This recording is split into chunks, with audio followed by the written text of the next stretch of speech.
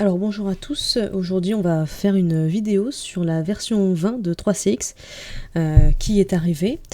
Nous allons avoir des petits changements d'un point de vue utilisateur avancé, notamment donc les utilisateurs qui ont des accès administrateurs sur la console 3CX. Vous allez voir que sur cette version, la prochaine fois que vous allez cliquer sur votre page favori qui emmène sur votre console administrateur, eh bien cette page vous amène à présent sur le web client utilisateur.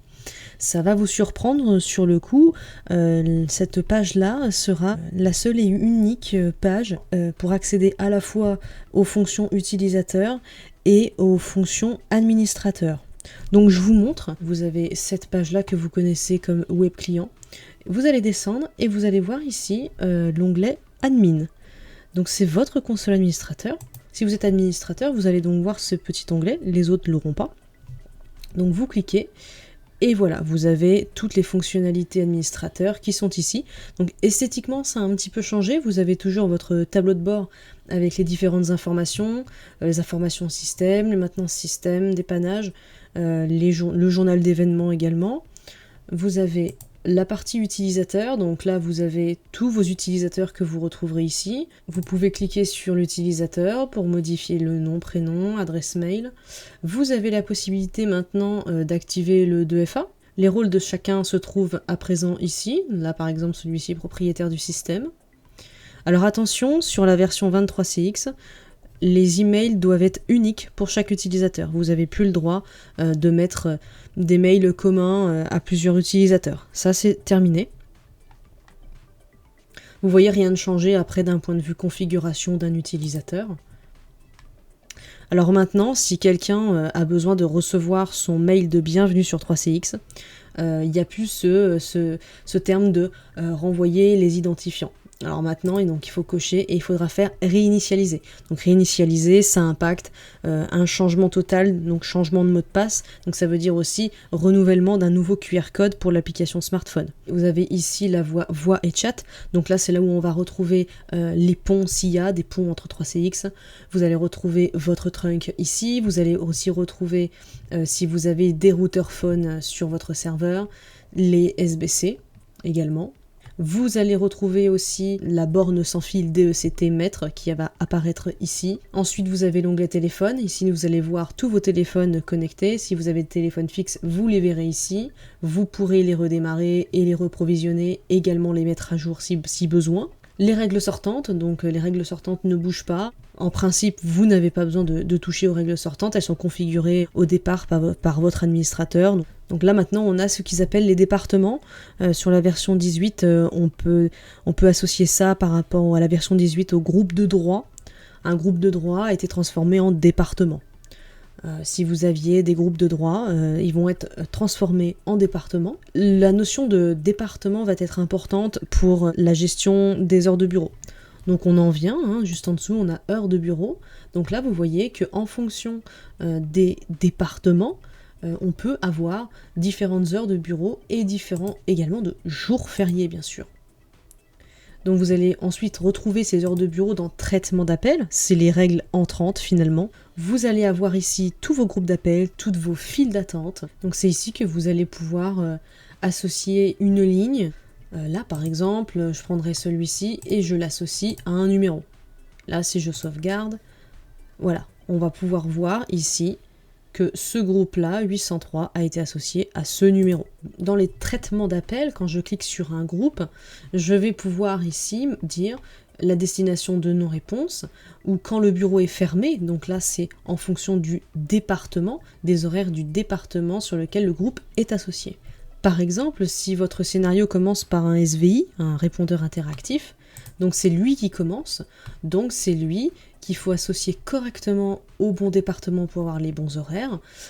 Là j'ai mon répondeur interactif, tapez 1, tapez 2. Quand c'est fermé, ça tombe sur un répondeur numérique. Quand c'est en pause, je conseille de mettre le même scénario que fermé, sauf si cas contraire vraiment spécifique. Et jour férié, vous pouvez soit faire tomber sur un répondeur numérique spécial, mais vous avez aussi la possibilité, vous voyez ici, de lire l'annonce. Donc là, vous pouvez très bien ici mettre terminer l'appel et mettre une annonce en particulier qui existe soit déjà sur le serveur, soit vous pouvez aller en uploader une qu'il y a sur votre ordinateur, ou bien enregistrer directement à partir du micro.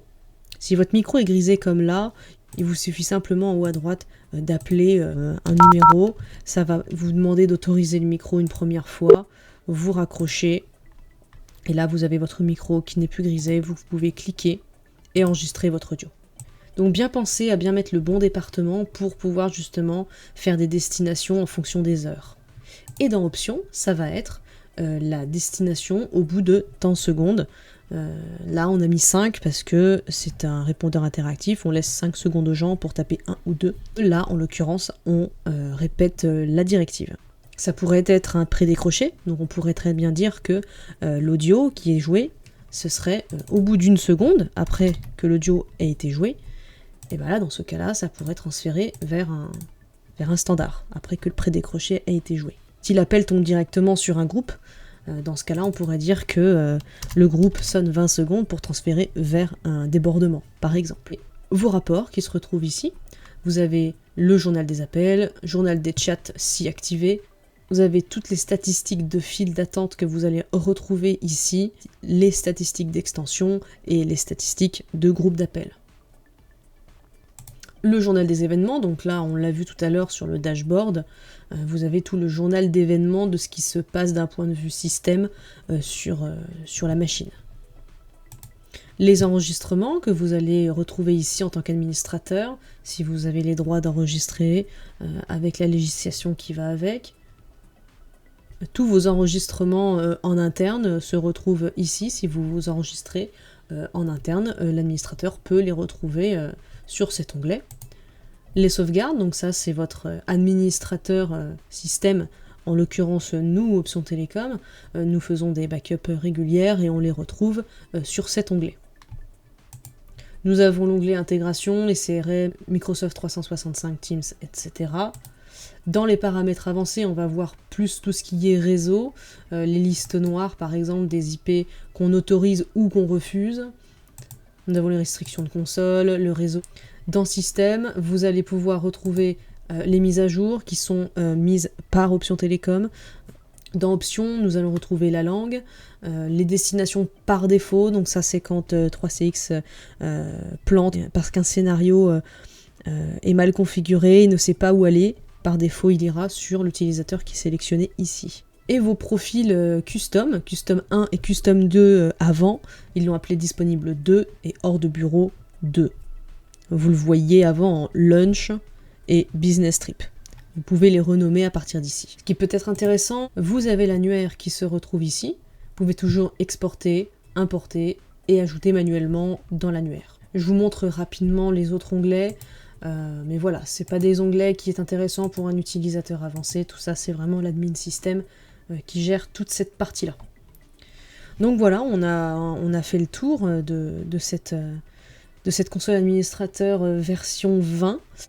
Il n'y a pas de gros changements, à part cette histoire de département, où on dépend de département et ça va engendrer des heures de bureau en fonction des départements. C'est vraiment, on va dire, le gros changement. Également, du coup, qui va être associé à ces traitements des appels, qui en fait sont vos règles entrantes. Est-ce qu'il est associé à une ligne? Si vous l'associez, ça veut dire que c'est le début de votre scénario, bien sûr. Vous ne l'associez pas s'il vient après. Ce sera un simple débordement, il ne sera pas associé à une ligne. C'est tout pour cette vidéo sur la console administrateur version 20. J'espère que ça vous aura été instructif et n'hésitez pas s'il y a des questions. On ne manquera pas de répondre à vos questions et je vous dis à la prochaine.